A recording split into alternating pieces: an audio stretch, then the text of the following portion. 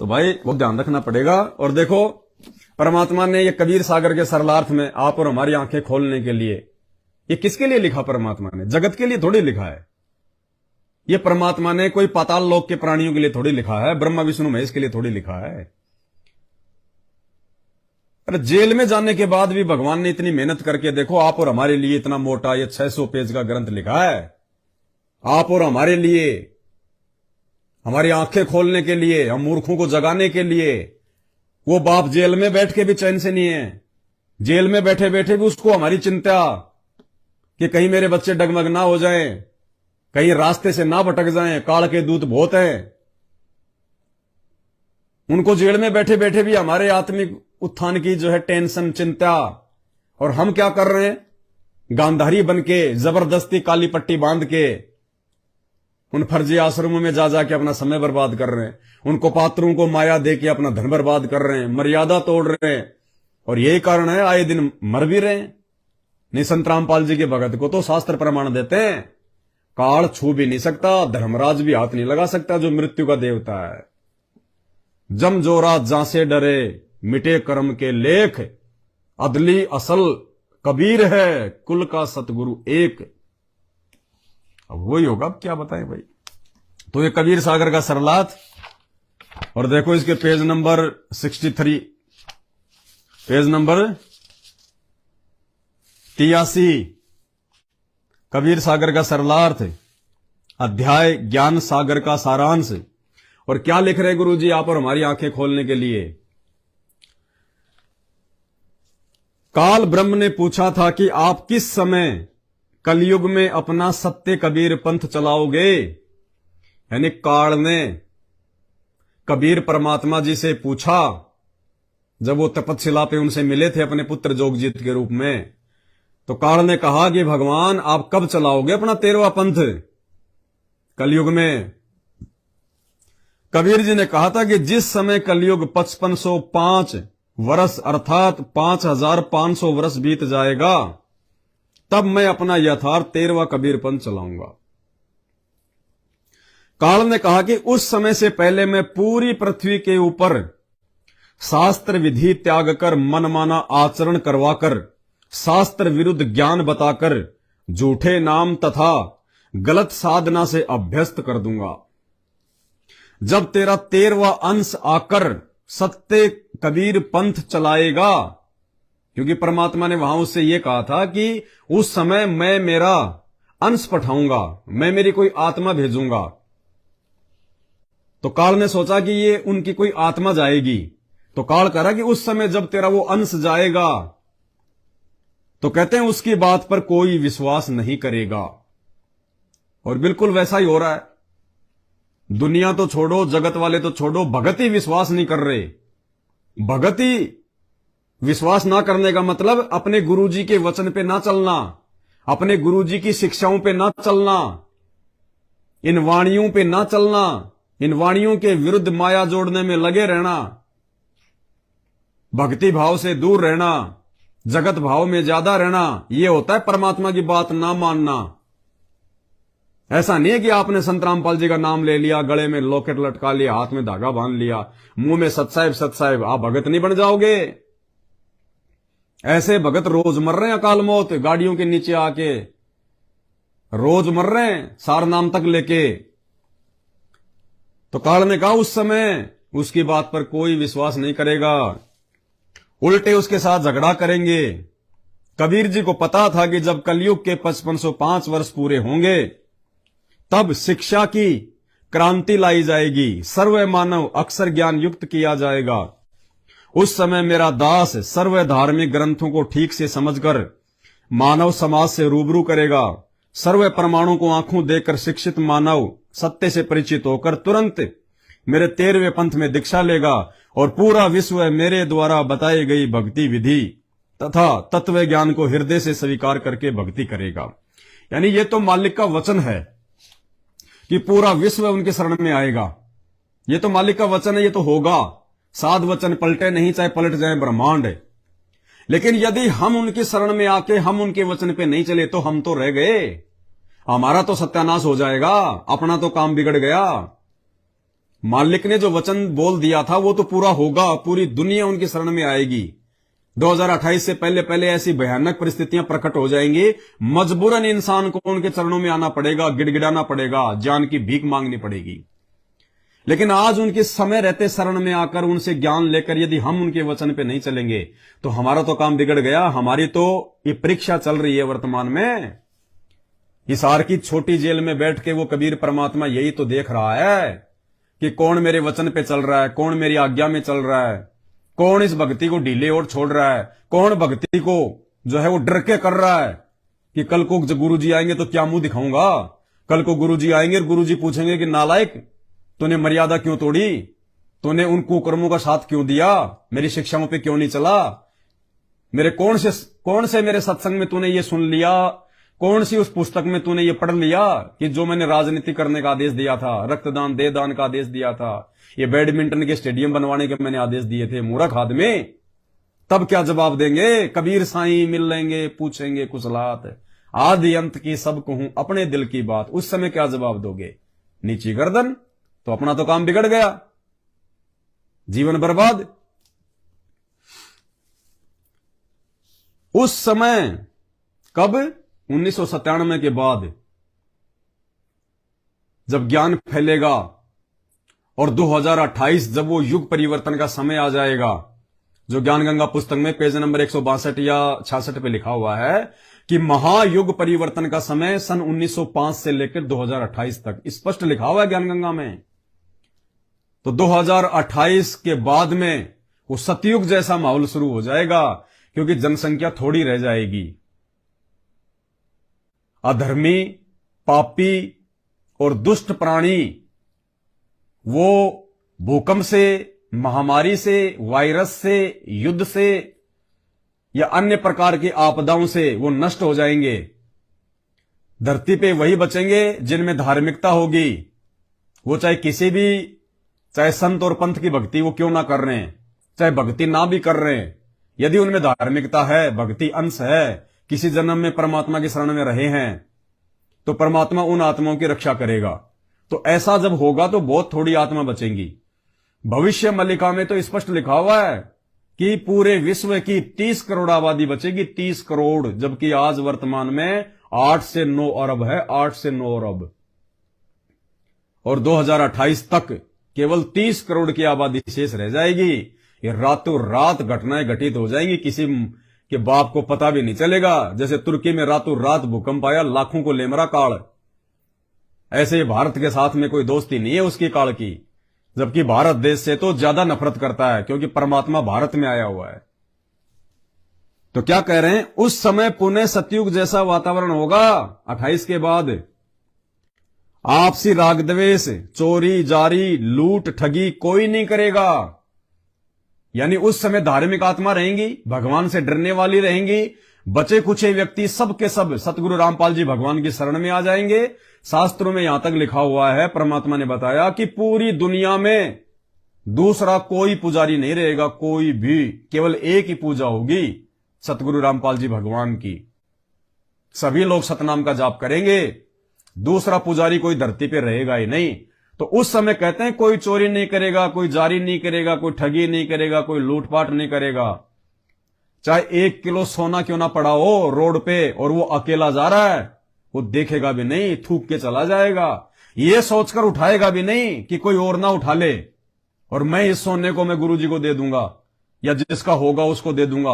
वो ये सोच के भी नहीं उठाएगा उसको कि पड़ी रहने दे, बला है। अगर मैंने उठा लिया और कल को किसी को बता दिया और वो कहेगा मेरा तो 2 किलो था, 1 किलो कहां गया, मेरा तो 2 किलो था, तूने ले लिया, वहीं गिरा था मेरा, फिर क्या करोगे? और वो नहीं मिला जिसका सोना या जिसका पैसा पड़ा हुआ है, और आपने ये सोच के यार कहीं कोई और ना उठा ले इसको और मैं उठा लेता हूं और जिसका होगा उसको दे दूंगा, और जिसका है वो आपको नहीं मिला, तो वो बोझ, वो भार, वो गंदगी, वो पाप कर्म आप कहां रखोगे? फिर कहां रखोगे आप? कौन खाएगा उस पाप को? वो भार चढ़ गया तेरे ऊपर। इसलिए परमात्मा कहते हैं थूको ही मत रंका और बंका की तरह। जब रंका उसके ऊपर मिट्टी डालने लगा तो उसकी पत्नी ने पीछे से कहा कि क्यों मिट्टी पे मिट्टी डाल रहे हो, छोड़ो, अपने किस काम की। तो भगत ने तो उठाना ही नहीं है, चाहे 100 का नोट पड़ा हो और चाहे 1 लाख का नोट पड़ा हो, चाहे पूरा बैग पड़ा हो 2-2 हजार के नोटों का, चाहे सोना चांदी पड़ा हो, हमने तो देखना भी नहीं है। देख लिया तो चुपचाप निकल जाओ सीधे, ना किसी को बताओ कि भाई यहां पे पैसा पड़ा है। अगर आपने किसी को बता दिया और उसने उठा लिया, और फिर वो क्या करेगा, वो जगत वाला उसका दुरुपयोग करेगा, वो दोष भी आप लगेगा क्योंकि आपने बताया उसको। इसलिए परमात्मा कहते हैं जैसे लोग गोबर से और लेट्रिन से बच के चलते हैं, कहते हैं इसी प्रकार से अपना पैर ऊपर उठा के अपना बच के निकल जाओ। उठाना भी नहीं है, देखना भी नहीं है, और उस गंदगी को अपने घर पे तो बिल्कुल नहीं लेके आना। उस समय पुनः सतयुग जैसा वातावरण होगा। आपसी राग द्वेष, चोरी जारी, लूट ठगी कोई नहीं करेगा, कोई धन संग्रह नहीं करेगा। भाई और बहनों, हम क्या कर रहे हैं, ये उस समय की स्थिति बता रहे हैं परमात्मा, जब पूरी दुनिया उनकी शरण में आ जाएगी। तो हम तो पहले शरण में आ चुके हैं, हमारे ऊपर तो ये बातें आज ही लागू हो चुकी हैं जो आगे चल के दुनिया पे लागू होंगी। कहते हैं उस समय कोई धन संग्रह नहीं करेगा, भक्ति को अधिक महत्व दिया जाएगा। और आज रात दिन काम धंधे में लग रहे हैं, ओवर टाइम करने में लग रहे हैं। कोई धन संग्रह नहीं करेगा, भक्ति को अधिक महत्व दिया जाएगा। जैसे उस समय उस व्यक्ति को महान माना जा रहा होगा जिसके पास अधिक धन होगा।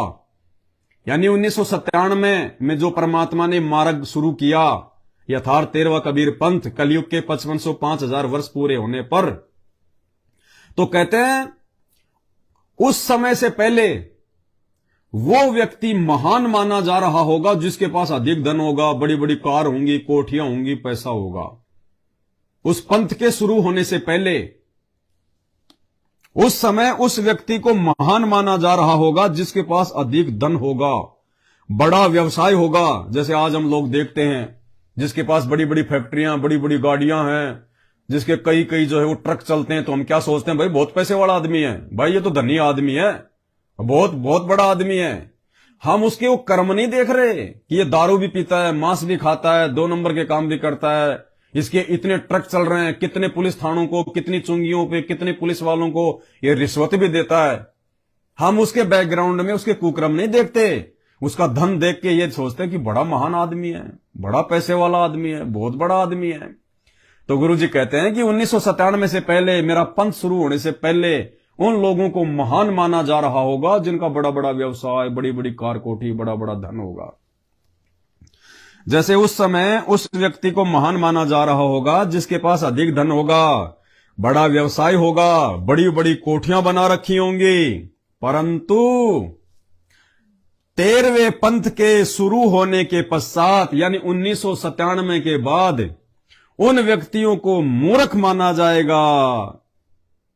जब हमें ज्ञान हो जाएगा, जब आदमी को तत्व ज्ञान हो जाता है, संत की शरण मिल जाती है, इस माया के गुण और अवगुणों से हम परिचित कर दिए जाते हैं सतगुरुदेव भगवान के द्वारा, तो कहते हैं उस समय के बाद, 1997 के बाद, वो व्यक्ति जो पहले बड़ी बड़ी कार कोठियां और पैसे वाला महान माना जा रहा था, कहते हैं उसके बाद, परंतु 13वें पंथ के प्रारंभ होने के पश्चात उन व्यक्तियों को मूर्ख माना जाएगा।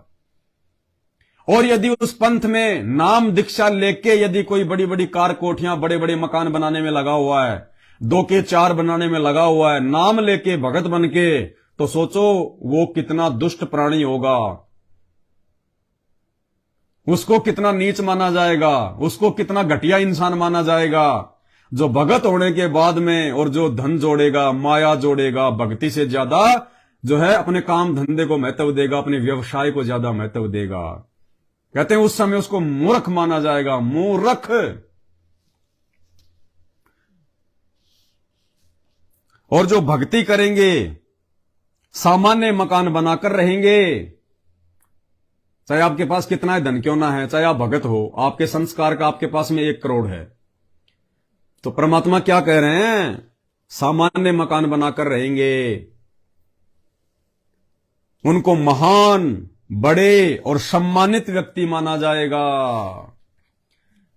यानी 1997 के बाद में नाम दीक्षा लेने के बाद में भले आपके पास कितना ही पैसा है, कितनी प्रॉपर्टी है, कितना ही अच्छा आपका काम धंधा है, नाम दीक्षा लेने के बाद भी यदि आप जगत वालों की तरह वो मार्बल फार्नल, मार्बल टाइल और विदेशी फर्नीचर, ब्रांडेड सारी चीजें, तो परमात्मा कहते हैं मूर्ख माना जाएगा, मूर्ख। और जो सामान्य मकान बना के रहेगा, सामान्य मकान का मतलब क्या होता है? रिक्वायरमेंट ऑफ द फैमिली, आवश्यकता के अनुसार मकान बनाए, मार्बल भी लगाओ, टाइल भी लगाओ, कोई बड़ी बात नहीं, लेकिन ये नहीं कि साहब मेरे को तो सबसे महंगा वाला मार्बल लगाना है, सबसे महंगी वाली टाइल लगानी है ताकि चमचमाती रहे, मेरे को शीशे की जरूरत नहीं पड़े, ना के बाल बाणे हो तो मार्बल में मुंह देख के बालूं। कहते हो मूर्ख माना जाएगा। उस समय हमने पैसे का सदुपयोग करना है, माया का सदुपयोग करना है, परमात्मा की सेवा में ज्यादा लगानी है। सामान्य टाइल लगा लो, सामान्य मार्बल लगा लो, नहीं, कोई जरूरत नहीं है।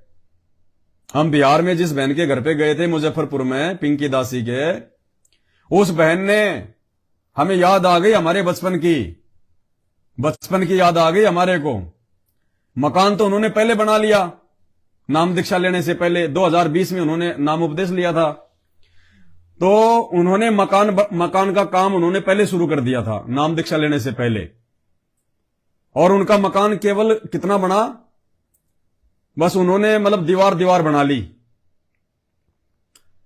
उन्होंने मतलब पूरा मतलब ढांचा तैयार कर लिया, छत नहीं डली, लेंटर नहीं डली थी उस समय जब नाम लिया, और ना ही कोई लिपाई वगैरह अंदर से बाहर से, कुछ नहीं।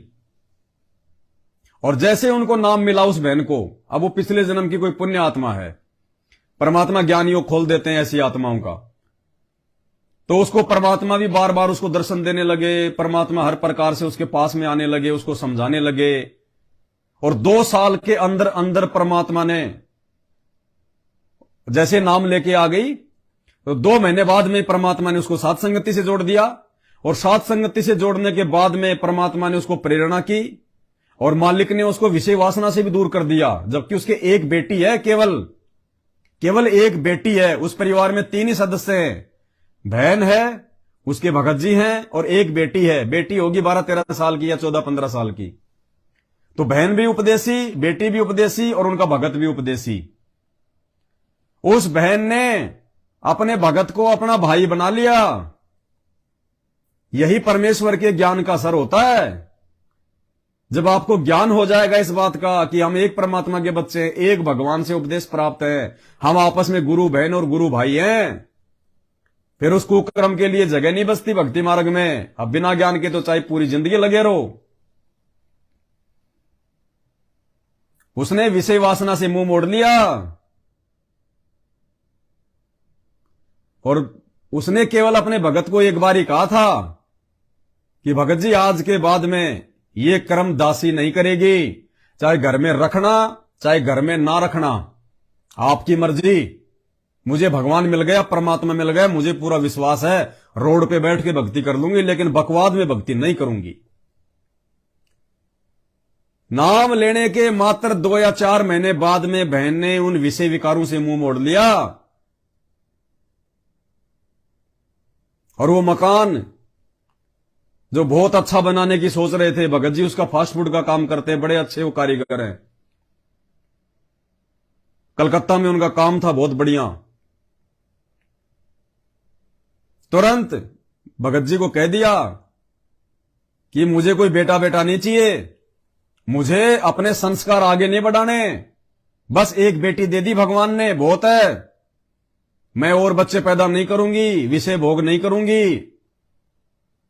मुझे तो गुरु जी कह रहे हैं कि बेटा ये ओम नाम की कमाई करके तने ब्रह्मा जी का ऋण उतारना है, और मैं विषय विकार में लिप्त रह के रजोगुण से भोग विलास करके मैं ब्रह्मा जी का जो है भार चढ़ा रही हूं।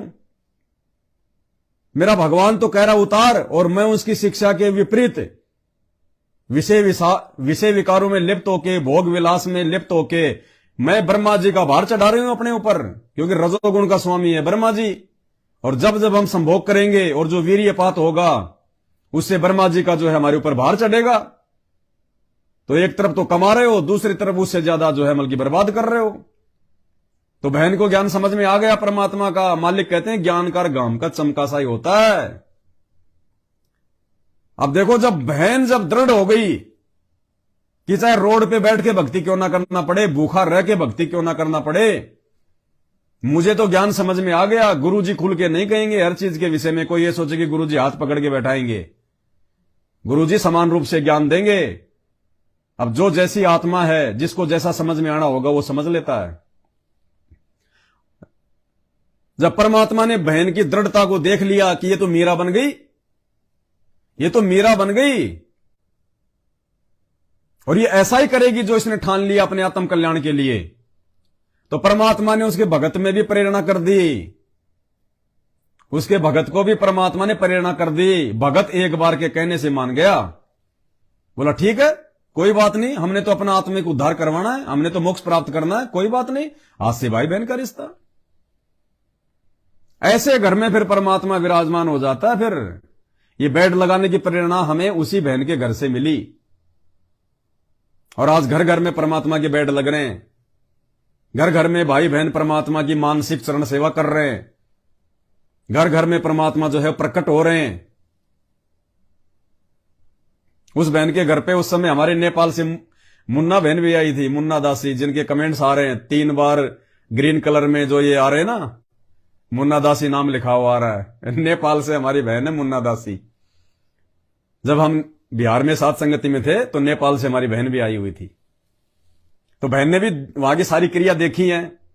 उस बहन का बोलना चलना, उसकी आधीनी, ऐसा नहीं कि बहन ने कोई सवाल कर लिया और उसके अनुसार जवाब नहीं दिया तो गुस्से में आ जाएगी।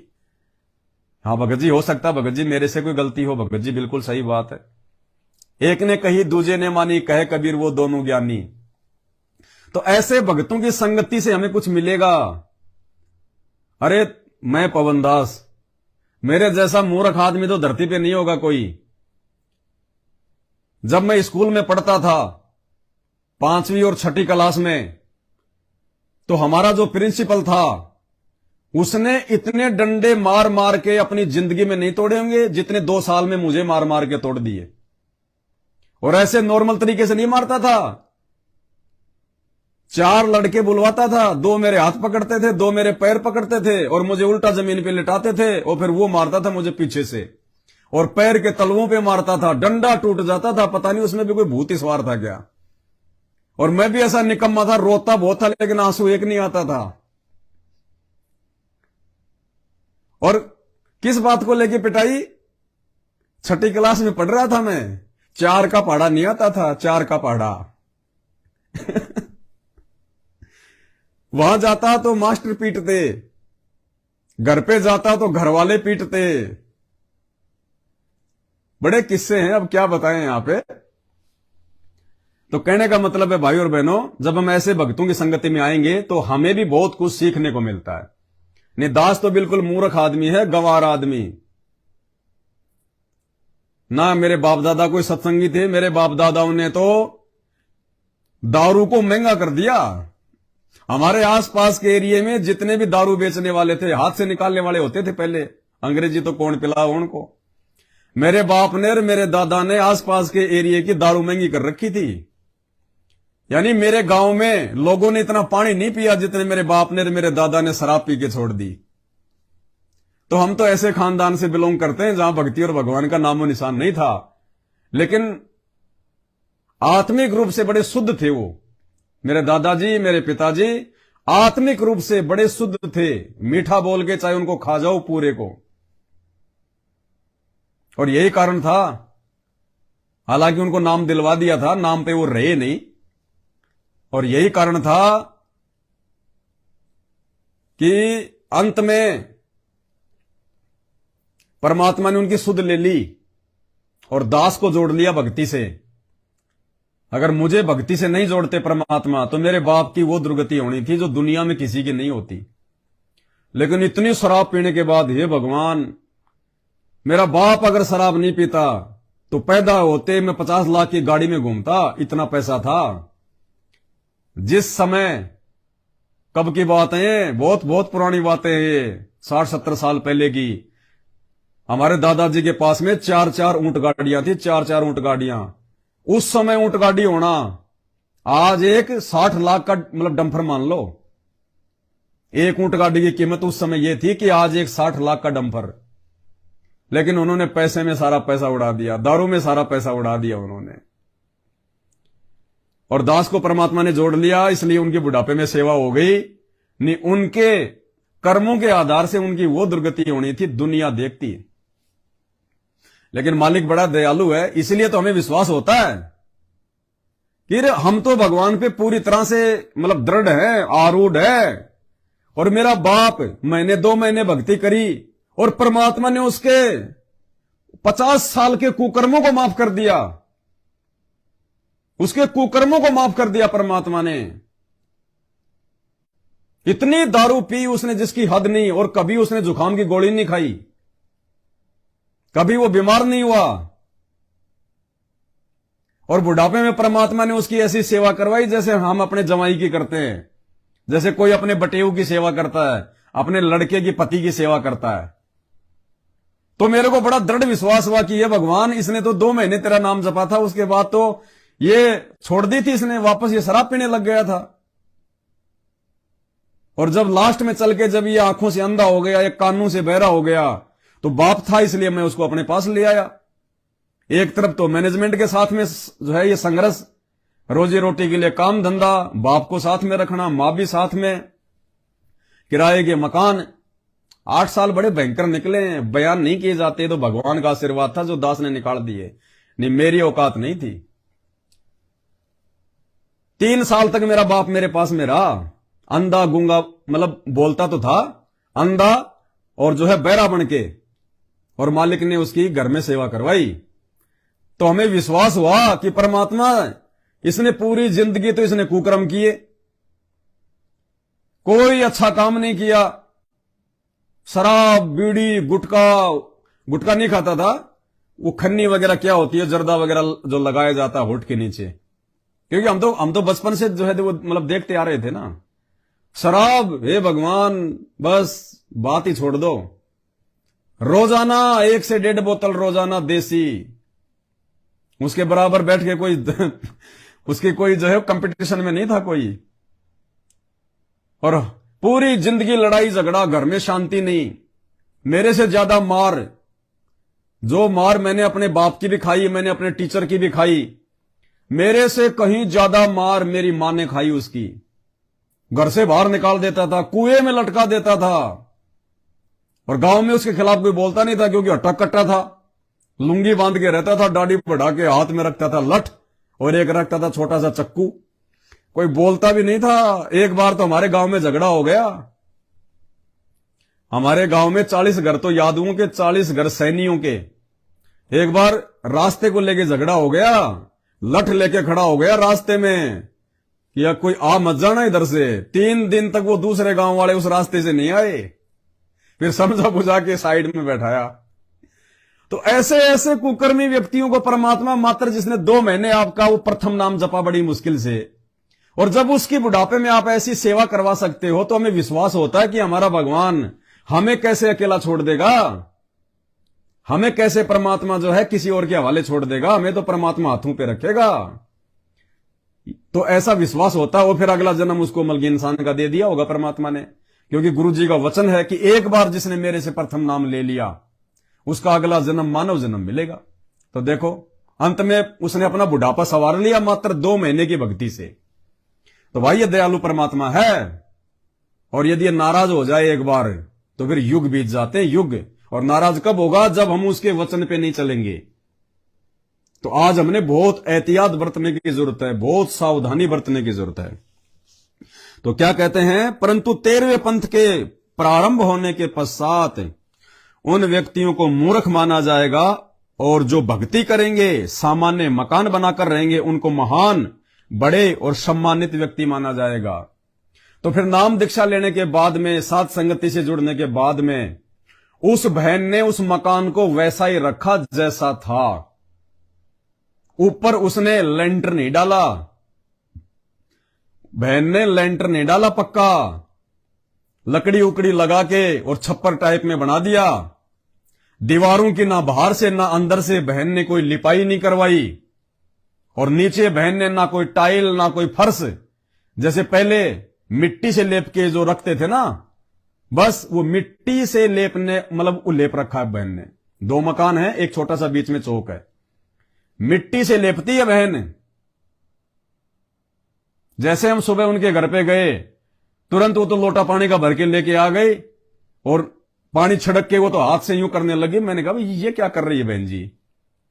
तो देखा तो वो तो मतलब वो मिट्टी तो है ही, उस पे पानी छिड़क कर हाथ से उसको ऐसे पोंछा मार दिया पूरा।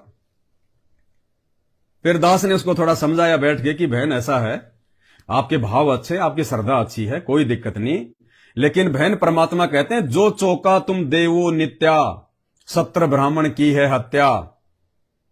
इसके बजाय यदि हम थोड़ा सा हम इसको पक्का कर लेंगे तो जो सुबह सुबह जितने जीव हमारे से मर रहे हैं ना, ये पाप कर्म हमारे हिस्से में नहीं आएंगे। तो हमने इस पोचे से बचना है रोज। अगर टाइल और मार्बल का भी मकान है तो भी रोज पोछा लगाने से बचना। एक दिन छोड़ के एक दिन कर लो, कौन सा गंदा हो रहा है? भगत का घर है, वैसे गंदा नहीं होता। इस पे ज्यादा सुबह उठते सबसे पहले वो जीव हत्या मत करो, बहुत ज्यादा सूक्ष्म जीव मरते हैं। रोज उस पे फिनाइल मत छिड़को।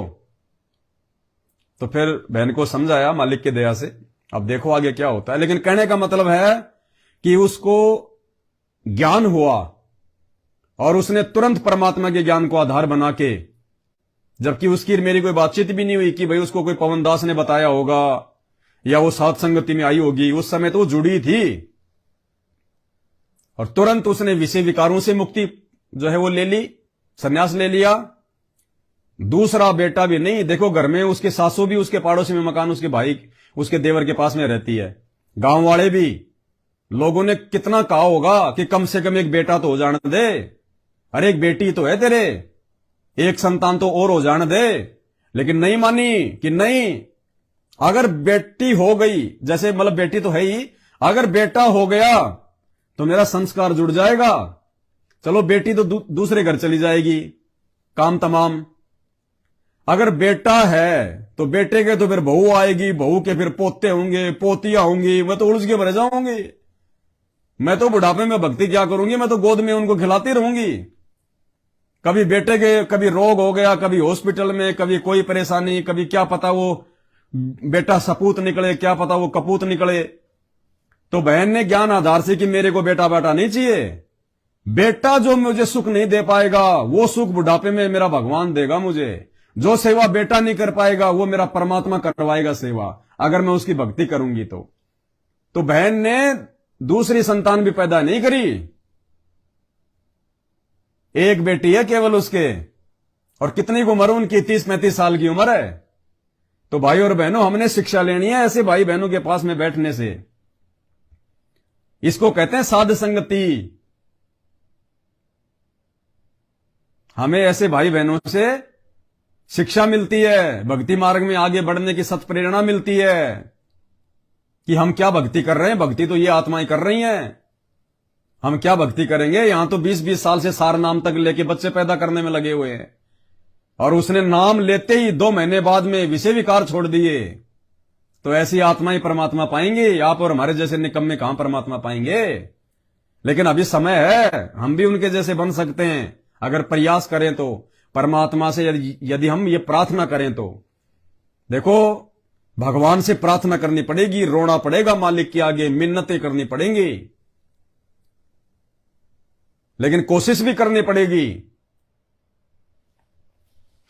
तो मालिक कहते हैं फिर जो सामान्य मकान बना के रहेंगे, भक्ति को ज्यादा महत्व देंगे, तो वो है 1997 के बाद में वो भगत महान माने जाएंगे।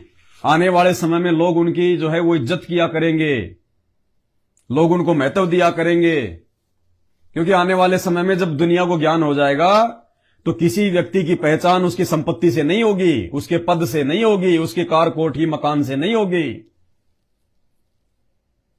एक व्यक्ति की पहचान उसके ज्ञान से होगी, उसकी मर्यादाओं से होगी, उसके आचार विचार, उसके व्यवहार से होगी।